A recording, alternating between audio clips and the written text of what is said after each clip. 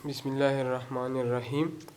Mechanical behaviour of material के lecture number 14 में आज हम स्टार्ट करते हैं transition temperature approach to fracture control. इसका मतलब ये है कि हमारे साथ ऐसे मटेरियल है जिसको हम एक ख़ास टेम्परेचर दे दें तो इसका फ्रैक्चर कंट्रोल होता है, मतलब उसमें फ्रैक्चर जल्द ही नहीं आता है। ठीक है, तो the temperature at which a substance acquire a distinctive property and particular super conductivity. ठीक है, एक ख़ास कंडीशन में इसमें एक ख़ास प्रॉपर्टी आती है टेम्परेचर की इंक्रीज़ करने के साथ साथ। ठीक है, और फ्रैक्चर इसका कंट्रोल होता है, तो ऐसी कंडीशन को हम कहते हैं ट्रांजिशन टेम्परेचर कंट्रोल। ठीक है, तो अब हम नेक्स्ट स्लाइड की तरफ जाते हैं। नेक्स्ट स्लाइड हमारे साथ है transition temperature phenomena to anticipate the worst possible set of circumstances that might be potential failure.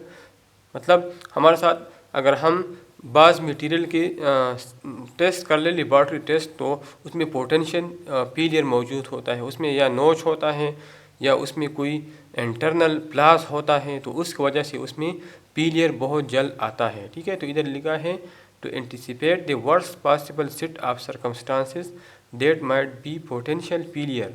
Some laboratory tests suppress the capacity of the material to plastically deform by elevating the yield strength। मतलब अगर हम एक material की yield strength increase कर लें तो plastically deform होता है, लो टेस्ट टेम्परेचर में प्लास्टिकली डिफॉर्म होता है, हाई स्ट्रेन रेट्स में प्लास्टिकली डिफॉर्म होता है, and multi axial stress state. Multi axial stress state मतलब कि एक्स डायरेक्शन में भी स्ट्रेस है, वाई डायरेक्शन में भी स्ट्रेसेस है और जेड डायरेक्शन में भी स्ट्रेसेस है, caused by the presence of a notch or defect in the sample। नोच का मतलब ये है आपके साथ ये मटेरियल है, ये आपके साथ एक मटेरियल है और इसमें इधर एक डिफेक्ट, ये नोच है, ये नोच इस तरह डिफेक्ट मौजूद है, ये हमारे साथ नोच है, या इंटरनल कोई फ्लॉस उसमें मौजूद है, तो उसकी वजह से ये मुख्तलिफ कंडीशन में फेल होता है।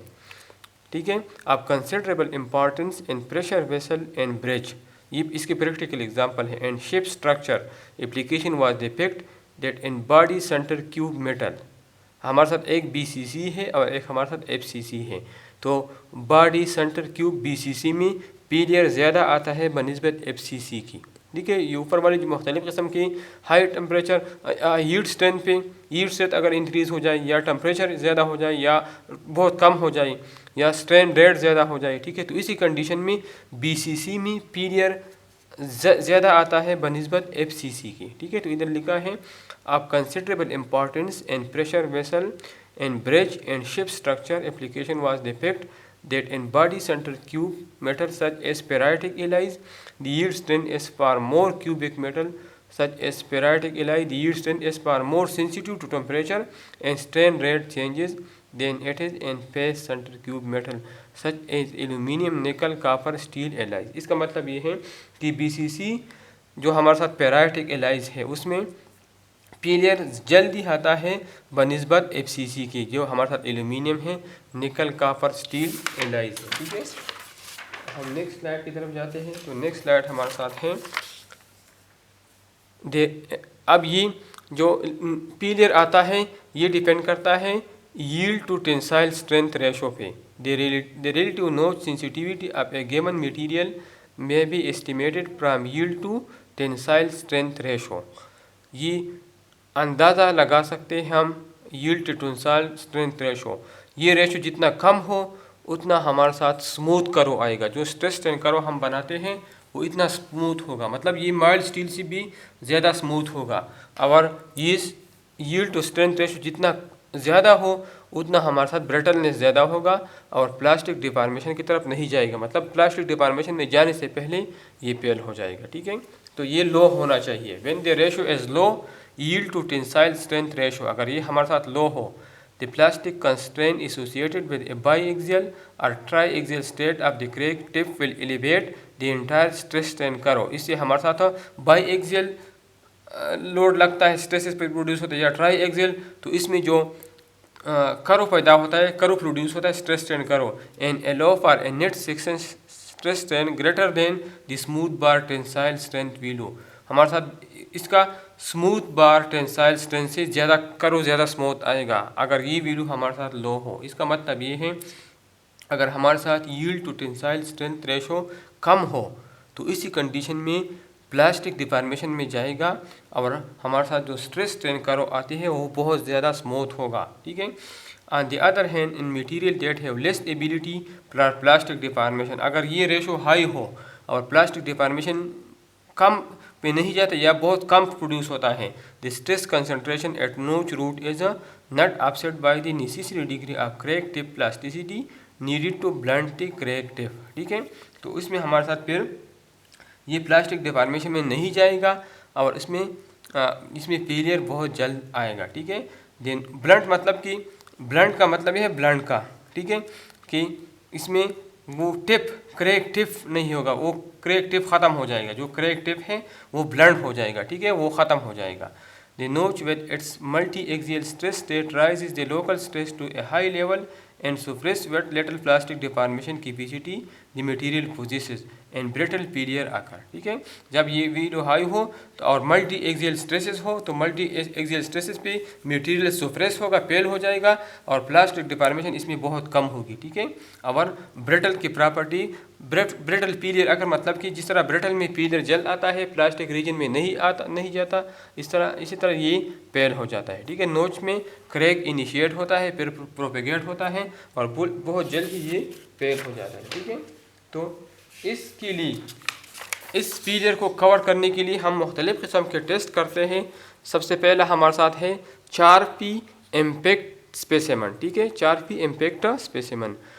The 4P specimen and associated test procedure provides a relatively severe of material toughness। ठीक है। टफनेस आपको पता है energy absorb per unit volume up to fracture point. ठीक है।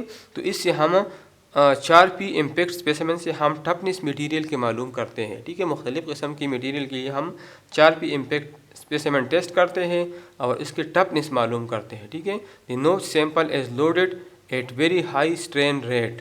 ठीक है। सबसे पहले जिस ऑब्जेक्ट का हम टेस्ट करते हैं, जिस मटेरियल का, और नोच सैंपल मतलब उसमें वो नोच मौजूद होता है। ठीक है।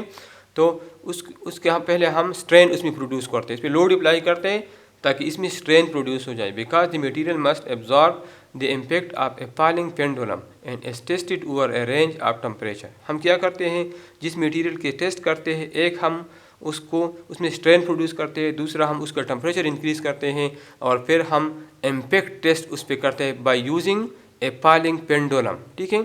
एक फॉलिंग पेंडुलम उसके ऊपर इम्पैक्ट करते हैं और चेक करते हैं कि कितना एनर्जी ये फ्रैक्चर से पहले एब्जॉर्ब करता है। ठीक है।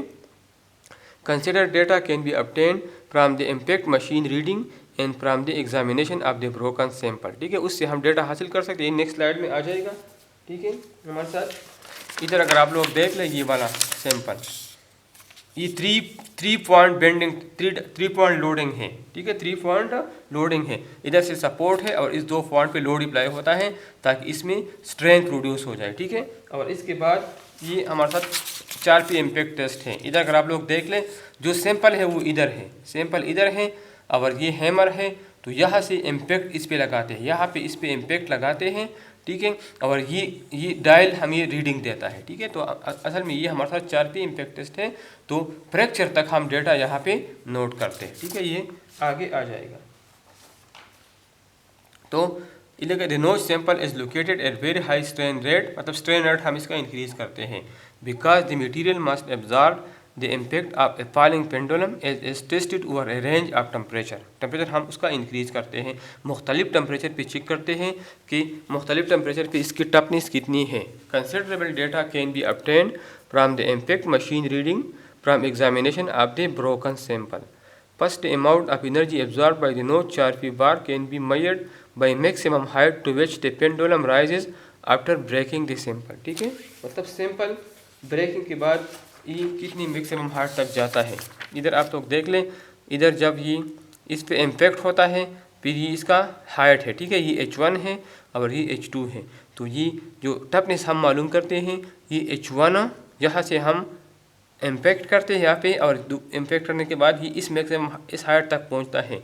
तो तो इन दोनों हाइट्स के डिफरेंस से हम इसके टफनेस मालूम करते हैं। ठीक है, इधर लिखा है first amount of energy absorb by the notch Charpy bar can be measure by maximum height to which the pendulum rise after breaking the cell.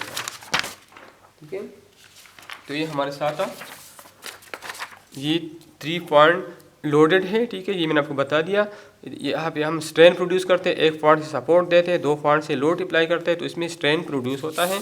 Sample तैयार 4P टेस्ट के लिए हम सैंपल तैयार करते हैं। ठीक है, और फिर ये मैंने आपको बता दिया कि हमारे साथ यहाँ से लोड आता है, इम्पैक्ट यहाँ से आता है, सैंपल पे लगता है और फिर इस हाइट पे जाता है और ये हमें रीडिंग देता है। इन दोनों की डिफरेंस से हम ये टफनेस मालूम करते हैं। तो हमारे साथ है चार्पिंग इम्पैक्ट टेस्ट। ठीक है, तो क्या इफेक्ट पड़ता है 4P इम्पैक्ट टेस्ट का, क्या इफेक्ट है? तो इधर अगर हम मुख्तलिफ मटीरियल देख लें, इस साइड पे ये ग्राफ है, इस साइड पे टेम्परेचर है और इस साइड पे 4P एनर्जी है या टफनेस है। ठीक है, तो इस साइड पे एनर्जी इंक्रीज़ होती है और इस साइड पे टेम्परेचर। अगर हम टेम्परेचर इंक्रीज़ करते हैं तो बाज़ मटीरियल जिस तरह हमारे साथ स्टील है उसका एनर्जी, अगर टेम्परेचर हम इंक्रीज़ करते हैं तो हमारे साथ स्टील की 4P एनर्जी बहुत ज़्यादा इंक्रीज़ होती है और बाज़ मटीरियल पे इतना फ़र्क नहीं पड़ता। जिस तरह ये नीचे वाली मटीरियल है, मुख्तलिफ किस्म की मटीरियल के लिए हम 4P इम्पैक्ट टेस्ट करते हैं और स्टडी करते हैं कि टेम्परेचर के साथ साथ कौन सी मटीरियल की टफनेस या 4P एनर्जी इंक्रीज़ होती है। तो ग्राफ से हमें क्लियर है कि बाज़ मटीरियल जिस तरह एल्यूमिनियम है उस पर ख़ास फ़र्क नहीं पड़ता, स्टील है। ठीक है, स्टील का एक टाइप्स है, एक एलाई है, स्टील की मुख्तलिफ एलाइज है। ठीक है, इस तरह ये वाला जो स्टील है इसके हमारे साथ 4P एनर्जी बहुत ज़्यादा इंक्रीज़ होती है। Typical impact energy versus test temperature for several material is plotted in figure 9.4। It is clearly evident from this plot that some material show a marked change in energy absorption when a wide range of temperature is examined। ठीक है, temperature के साथ साथ 4P energy increase होती है। ठीक है, अब हम नेक्स्ट स्लाइड की तरफ जाते हैं। नेक्स्ट स्लाइड हमारे साथ है ब्रिटल वर्सेस क्लीवेज। ठीक है, क्लीवेज जिसमें हमारे साथ वो नोच या फेलियर वाला नोच मौजूद हो। Brittle is defined as low level of fracture energy और लिमिटेड क्रैक टिप प्लास्टिसिटी। मतलब इसमें क्रैक बहुत जल्द प्रोड्यूस होता है और low level of fracture energy, मतलब ये बहुत कम एनर्जी पे इसमें फ्रैक्चर प्रोड्यूस होता है। क्लीवेज डिस्क्राइब ए फेलियर माइक्रो मैकेनिज्म। ठीक है, इसमें एक माइक्रो मैकेनिज्म लेवल पे वो प्लाज मौजूद होता है, तो इस वजह से इसमें फेलियर प्रोड्यूस होता है। नेक्स्ट स्लाइड की तरफ जाते हैं। पहला टेस्ट हमारा था 4P इम्पैक्ट टेस्ट। इसके अलावा हम मुख्तलिफ टेस्ट कर सकते हैं, जिस तरह हमारे साथ ड्राफ्ट वेट टेस्ट है या Robertson crack arrest test procedure. ठीक है, in addition to transition temperature determinations from 4P data related critical temperature may be obtained from other laboratory sample। इसके अलावा हम और भी टेस्ट कर सकते हैं, जिस तरह हमारे साथ ये 2 टेस्ट हैं। तो इसका डिटेल हमारे साथ नेक्स्ट स्लाइड में आ जाएगा। तो ड्राफ्ट वेट टेस्ट प्रोसीजर ये हमारे साथ है। The draft weight sample figure 9.7 ये नेक्स्ट स्लाइड में है। ठीक है, इसमें क्या किया है, एक हाइट से इसको ड्रॉप किया है हाई इम्पैक्ट से। ठीक है, और इधर चेक किया है कि इसमें ब्रेक प्रोड्यूस हुआ है या नहीं। ठीक है, तो हमारे साथ एक ख़ास हाइट से इसको इम्पैक्ट किया है। ठीक है, और यहाँ पे इधर ख़ास टेम्परेचर दे, मुख्तलिफ टेम्परेचर पे हम लेते हैं और यहाँ से ड्रॉप करते हैं और जहाँ पे इम्पैक्ट करते हैं। ठीक है, फिर हम उसकी प्रॉपर्टी चेक करते हैं कि इसमें ब्रेक प्रोड्यूस हुआ है कि नहीं। तो मुख्तलिफ मटीरियल के लिए हम करते हैं और उसके टफनेस हम मालूम करते हैं। ठीक है, तो the draft weight sample figure 9.7 जो मैंने आपको दिखा दिया consist of a plate one surface of which contain a notch bead of brittle weld metal. एक साइड पे हमने नोच प्रोड्यूस किया है। After reaching a desire test temperature, एक ख़ास टेम्परेचर तक जब पहुंच जाए, the plate is placed in a holder, उसको हम एक होल्डर में फिक्स करते हैं। Weld bead face down. ठीक है, जो जिस पेज पे हम वेल्डिंग की है, नोच प्रोड्यूस का है, उसको नीचे साइड पे होता है। And impacted with a falling weight. ठीक है, और एक ख़ास वेट से इसको इम्पैक्ट करते हैं। Since a crack can begin to run at the base of the brittle weld bead notch with very little energy requirement. The critical factor is whether the base plate can withstand this advancing crack and not break. ठीक है, अब जिस जगह पे नोच है वहाँ पे क्रैक प्रोड्यूस होगा। अब दूसरी साइड पे हमने टेम्परेचर ख़ास टेम्परेचर दिया है, तो अब टेम्परेचर का इफ़ेक्ट हम चेक करते हैं कि टेम्परेचर के इफ़ेक्ट की वजह से दूसरी ये क्रैक प्रोपेगेट होता है या नहीं। मतलब ये प्लेट है, ये हमारे साथ प्लेट है, ये परस करें प्लेट है, यहाँ पे नोच है, ठीक है, यहाँ पे नोच है। अब इस साइड पे क्रैक प्रोड्यूस होगा, ये इधर इनिशिएट होगा, और यहाँ पे हमने एक ख़ास टेम्परेचर दिया है, ठीक है। तो हम चेक करते हैं कि ये प्रोपेगेट होता है कि नहीं। तो मुख्तलिफ मटेरियल के लिए हम ये टेस्ट करते हैं। तो इधर लिखा है कि ये हम चेक करते हैं कि यहाँ पे ये प्रोपेगेट होता है कि नहीं। The specimen is considered to be broken if a crack grows to one or both edges on the tension surface. अगर ये टेंसाइल सरफेस, टेंशन सरफेस पे ये इंक्रीज़ हो गया, ग्रो हो गया, तो हम कहते हैं कि ये ब्रोक है। अगर ग्रो नहीं हुआ, प्रोपेगेट नहीं हुआ, तो ये ब्रोकन नहीं है, ठीक है। Cracking on the compression side is not required to establish the break condition, ठीक है। कंप्रेशन साइड पे हम चेक नहीं करते, एक्सटेंशन साइड पे चेक करते हैं। और ये मैंने आपको बता दिया कि हमारे साथ एक ख़ास हाइट से और ख़ास टम्परेचर पे और इसमें नोच प्रोड्यूस करते हैं, और फिर ये हम इस पर इम्पेक्ट लगाते हैं और इसकी प्रॉपर्टी या इसकी टफनेस मालूम करते हैं, ठीक है। टफनेस हमारे साथ है energy absorb by a body up to fracture point, ठीक है। तीसरा टेस्ट हमारे साथ है Robertson crack arrest test procedure, ठीक है। तो इस प्रोसीजर में हमारे साथ मैं डायग्राम आपको शो करता हूँ। इसका मेन तरीक़ा ये है, ये वाला डायग्राम है जो आपको नज़र आता है, ये वाला। इसमें क्या है, ये एक प्लेट है, इस साइड का टेम्परेचर ज़्यादा क्या है, इस साइड का इधर लिखे वार्म, इसका टेम्परेचर ज़्यादा है और इस साइड का टेम्परेचर कम है। तो जब हम यहाँ पे हैमरिंग करते हैं तो यहाँ पे नोच यहाँ पे है, तो यहाँ पे क्रैक प्रोड्यूस होता है और एक क्रैक आहिस्ता आहिस्ता प्रोपेगेट होता है, ठीक है। यहाँ पे पहुँच जाता है, लेकिन ये पार्ट वार्म है, यहाँ का टेम्परेचर हमने इंक्रीज़ किया है, तो ये क्रैक फर्दर नहीं जाता। हाई टेम्परेचर, ट्रांजिशन टेम्परेचर की वजह से ये फर्दर प्रोपेगेट नहीं होता। तो इसका मेन यही प्रोसीजर है, ठीक है, कि ये एक प्लेट है, जहाँ पे नोच है, यहाँ पे हम हैमरिंग करते हैं, ये हिस्सा कोल्ड है और ये हिस्सा वार्म है, मतलब इसका टेम्परेचर इंक्रीज़ है। तो जब क्रैक प्रोड्यूस होता है और फिर नोच वाले हिस्से में प्रोपेगेट होता है, तो यहाँ पे ये रुक जाता है। फर्दर प्रोपेगेट इसलिए नहीं होता कि इस हिस्से का टेम्परेचर हमने इंक्रीज़ किया है। तो इसका बेसिक वर्किंग प्रिंसिपल ये है, ठीक है। तो the Robertson sample is design to measure a crack arrest condition. Crack arrest condition का मतलब है कि क्रैक को हमने ख़त्म कर दिया, क्रैक को हमने अरेस्ट कर दिया, मतलब क्रैक को हमने ख़त्म कर दिया। एज सीन इन फिगर 9.9 जो अब मैंने आपको दिखा दी। This sample contain a saw cut at one side of the plate and a subjected a thermal gradient across the plate. Thermal gradient मतलब कि एक साइड पे टेम्परेचर कम है और दूसरी पे ज़्यादा है, such that the starter notch is at the lowest temperature while the right side of the plate is considerably warmer. एक साइड मैंने बता दिया कि कोल्ड है और दूसरा साइड वार्म है। After an uniform load is applied normal to the starter crack plane, the plate is impacted on the cold side, causing an unstable crack to grow from the cold starter notch root। मतलब यहाँ से start होता है, यहाँ से start होता है, ठीक है, और यहाँ पे ख़त्म हो जाता है। The crack will run across the plate, ये क्रैक मोशन स्टार्ट करता है, प्रोपेगेट होता है until it encounters a plate temperature at which the material offer too much resistance to further crack growth। जब इसी पोजीशन पर आ जाए तो इधर क्रैक को रेजिस्टेंस पेश होता है, क्यों, टेम्परेचर की वजह से, क्योंकि इस हिस्से का टेम्परेचर ज़्यादा है।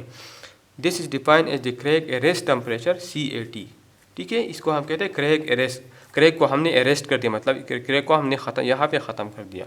कैट या crack arrest temperature depends on the material, the magnitude of the applied stress and the specimen thickness. ये डिपेंड करता है मटीरियल पे, मुख्तलिफ़ किस्म की मटीरियल की मुख्तलिफ हैं। Magnitude of the applied stress हम कम अप्लाइड करते हैं या ज़्यादा अप्लाई करते हैं, एंड द स्पेसिमेन थिकनेस, और स्पेसिमेन थिकनेस पे डिपेंड करता है, ठीक है। तो ये हमारे साथ है रॉबर्टसन क्रैक टेस्ट। इसके बाद है Izod sample test. Izod sample test अमूमन प्लास्टिक या प्लास्टिक मटेरियल या पॉलीमर मटेरियल के लिए है, ठीक है। Additional specimen and the test method have been developed to evaluate the toughness response of engineering plastic, ठीक है। इसमें हम प्लास्टिक मटेरियल या पॉलीमर मटेरियल की टफनेस रिस्पांस मालूम करते हैं। This sample is notched bar that is fixed at one end and impacting on the unsupported section along the side of the bar that contain the notch। ठीक है, इसका क्या procedure है, इसको हमने एक हिस्सा, इधर ये नोच है, ये नोच है, ठीक है, ये नीचे नोच से नीचे वाला हिस्सा हमने पैक्स कर दिया है, कैंटिलीवर बीम इससे बना है, यहाँ पे हम इम्पैक्ट लगाते हैं। ठीक है, ये प्लास्टिक मटेरियल है, ये इसमें नोच है, इस नोच के नीचे वाले हिस्से को हमने इधर पैक्स कर दिया है और इस हिस्से पे हम इम्पैक्ट लगाते हैं। ठीक है, तो इधर लिखा है the same aged sample is notched bar that is fixed at one end and impacted on the unsupported section along the side of the bar that contains the notch. Numerous studies have shown that the iodide impact energy of many plastic, usually defined by the energy absorbed per unit area of the net section, possess a ductile brittle transition response। ठीक है, बहुत ज़्यादा material ये है जिसमें ductile brittle transition response, मतलब कि brittle से डक्टाइल में और डक्टाइल से ब्रिटल में कन्वर्ट करने के जो रिस्पांस है वो प्रोड्यूस होता है और उसके टफनेस इंप्रूव होते हैं बहुत से मटेरियल की। ठीक है, तो ये हमारे साथ आइजो टेस्ट है। ठीक है, इसके अलावा हमारे साथ है नेक्स्ट स्लाइड में high speed tensile impact method. ठीक है, high speed tensile impact method, the high speed tensile impact method makes use of a small tensile specimen that is clamped to a pendulum hammer at one end and attached to a striker plate at the other। ठीक है, इसका figure diagram में आपको show करता हूँ कि ये diagram है। ठीक है, हमारे साथ इस डायग्राम में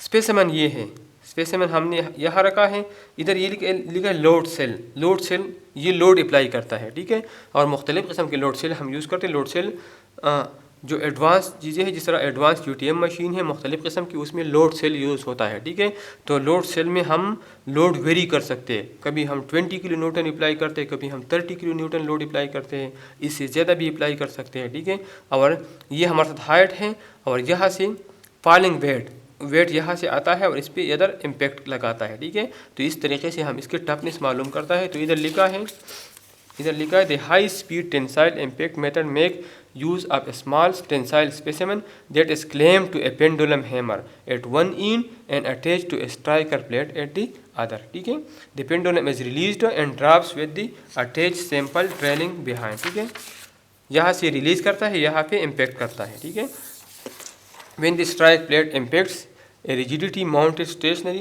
anvil, the sample experience rapid straining and tension of failure। ठीक है, इसमें टेंशन प्रोड्यूस होता है, मतलब जब ये रिलीज होता है यहाँ पे इम्पैक्ट लगाता है तो इसमें स्ट्रेन प्रोड्यूस होता है। ठीक है, strain failure. The fracture energy is determined from the differences in pendulum height before and after it's release. Fracture energy हम कहाँ से मालूम करते हैं, पेंडुलम हमने यहाँ से रिलीज़ किया, यहाँ आ गया, तो ये हाइट हम नोट करते हैं और दोबारा इम्पैक्ट होने के बाद ये कहाँ पे पहुँच गया, तो दोनों हाइट के डिफरेंस से हम फ्रैक्चर एनर्जी मालूम करते हैं। ठीक है, तो ये हमारे साथ है high speed tensile impact method. ठीक है, अब हमारे साथ ट्रांजिशन टेम्परेचर की कुछ लिमिटेशंस भी है। ठीक है, limitation of the transition temperature philosophy, it is important to recognise some limitation in the application of the transition temperature philosophy to component design। मतलब जो ट्रांजिशन टेम्परेचर फिलॉसफी है इसमें हमने ये सीखा कि हमारे साथ इसमें टफनेस इम्प्रूव होता है। ठीक है, लेकिन इसकी कुछ लिमिटेशंस भी हैं।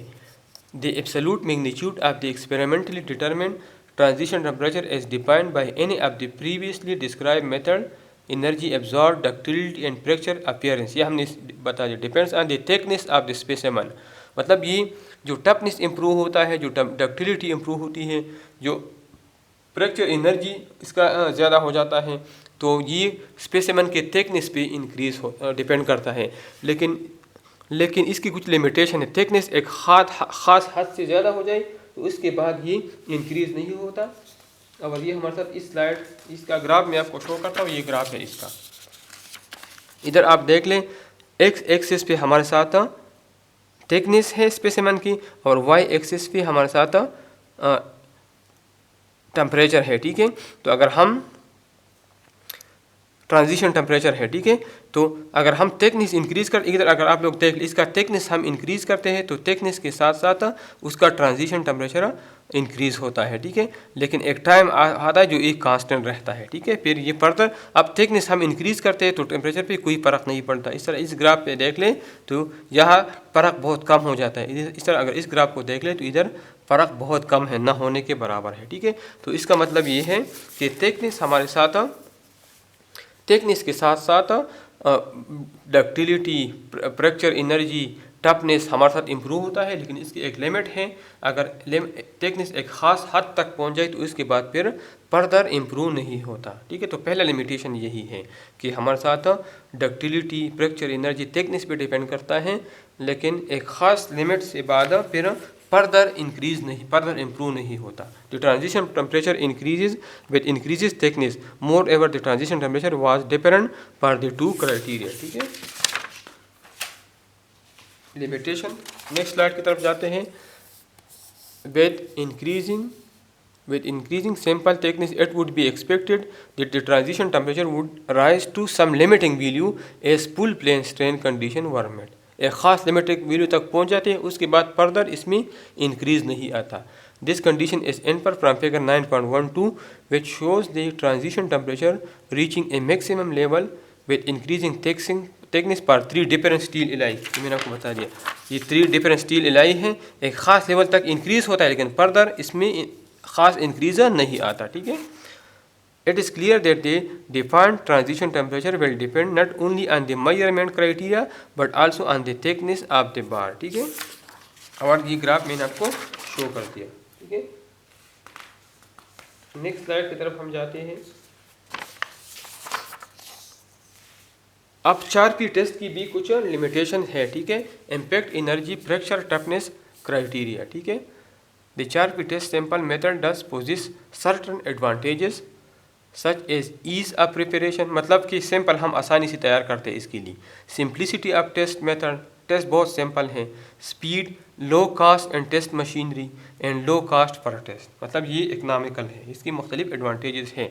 Recognising this factor many researchers have attempted to modify the test procedure to extract more fracture information and seek possible correlation between 4P data and fracture toughness values obtained from fracture mechanism test sample, ठीक है। मतलब बहुत से scientist ने इस पे काम किया है कि इसको फर्दर इम्प्रूव कर लें और इसमें बहुत ज़्यादा इंफॉर्मेशन आप इससे हासिल कर सकते हैं अगर इसको हम इम्प्रूव कर लें, ठीक है।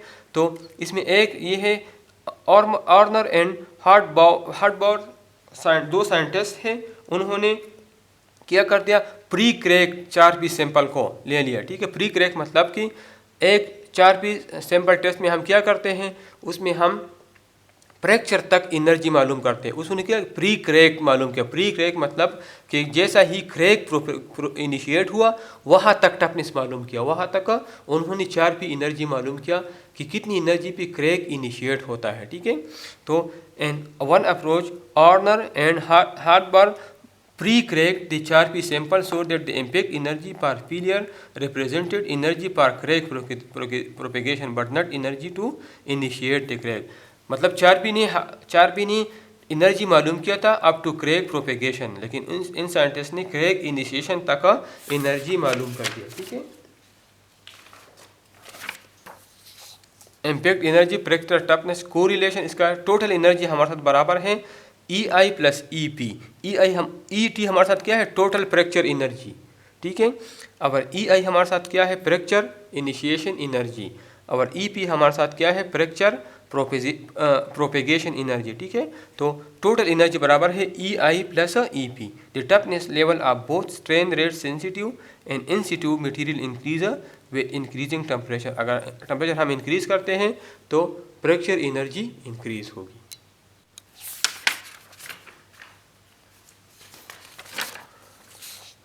Instrumented 4P impact test, 4P machine pendulum so as to provide more information about the load time history of the sample during the test। मतलब इससे हम लोड टाइम हिस्ट्री मतलब कि कितने टाइम के लिए हम लोड अप्लाई करते हैं तो वो लोड टाइम हिस्ट्री हम 4P इम्पैक्ट टेस्ट से मालूम कर सकते हैं। To determine the fracture energy of the sample requires integration of a load displacement record, ठीक है। How it is possible to calculate the fracture energy from a load time curve if the pendulum elasticity is known. ठीक है, तो ये इसका equation नीचे आ जाएगा। ठीक है, लोड टाइम करो वाला मतलब टाइम के साथ साथ हम लोड चेंज करते हैं, लोड कांस्टेंट नहीं होता, लोड पे फर्क आता है। Assuming this velocity is to be constant throughout the test the fracture energy is computed to be E1 is equal to V naught integral of 0 to T P dt। ठीक है, अब हमारे साथ E1 क्या है, total fracture energy है based on constant pendulum velocity. V not हमारे साथ इनिशियल पेंडुलम वेलोसिटी है और P हमारे साथ इंस्टेंटेनियस लोड है और T हमारे साथ टाइम है। ठीक है, अगर हमारे साथ कांस्टेंट हो तो ये इक्वेशन होगा। ठीक है, लेकिन हकीकत में हमारे साथ ये कांस्टेंट नहीं है। ठीक है, in reality the assumption of a constant pendulum velocity is not valid. Velocity constant जब हैमरिंग करते हैं तो वेलोसिटी साथ साथ डिक्रीज होती है, instead V decreases in proportion to the instantaneous load on the sample. ठीक है, from the work of Augland we found that E1 is equal to ET is equal to A1 into 1 minus alpha. ठीक है, ET हमारे साथ total fracture energy है, E1 हमारे साथ है V naught integral of 0 to T P dt और alpha हमारे साथ है E1 divide by 4 E not. E not हमारे साथ क्या है, इनिशियल पेंडुलम एनर्जी। तो एक्चुअल इक्वेशन हमारे साथ ये है। ठीक है, क्योंकि स्पीड हमारे साथ टाइम के साथ साथ डिक्रीज होता है, तो सही इक्वेशन हमारे साथ ये है जिसमें हमारे साथ E1 बराबर है इसके। ठीक है, अब हम नेक्स्ट स्लाइड की तरफ जाते हैं। The instrumented Charpy test provide a relatively inexpensive screening test to compare material proportional. ठीक है, हमारे साथ ये इनएक्सपेंसिव है, मतलब इकोनॉमिकल टेस्ट है। ठीक है, जो हमें इंफॉर्मेशन देता है।